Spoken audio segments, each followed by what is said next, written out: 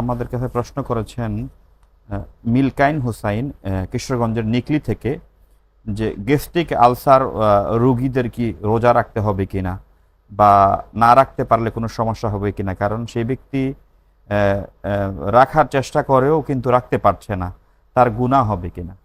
না, এটার যদি রাখতে চাচ্ছে পারছে না, এটার ব্যাপারে সরাসরি কোরআন শরীফ আছে, ফামান কানা মিনকুম মারিদান আও আলা সাফারিন ফাইদ্দাতুম মিন আইয়ামিন উখার।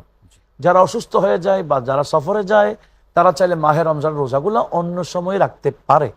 অনেক বন্দা আমার গ্যাস্ট্রিক আমি রাখলে আবার গ্যাস্ট্রিক বেড়ে যাবে, এটা হচ্ছে ওনার মনের কথা।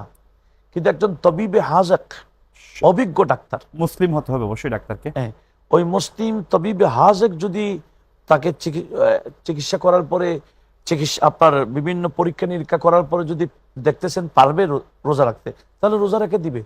তাহলে একটা বিষয় মনে রাখতে হবে, রোজা রাখছি আমি আল্লাহর জন্য, আল্লাহ আমাকে শেফা দেবেন, আমার নিয়তটা সহি হতে হবে। অনেক সময় অসুস্থ থাকলেও রোজা রাখার পরে সুস্থ হয়ে যায়, এটা একটা আল্লাহর কুদরতি একটা ব্যবস্থাপনা। অনেক বন্ধুরা এখানে হাঁটতে পারে না, মক্কা শরীফে গিয়ে জমজম পান করার পরে সফল হয়ে যায়, এই কোনো ওষুধও খায় না, এটা আল্লাহর কুদরতি একটা ব্যবস্থাপনা। আমাদেরকে আল্লাহর কুদরতি ব্যবস্থাপনার উপরও আস্থা রাখতে হবে। জি, ধন্যবাদ। চমৎকার বলছেন মোহতারাম।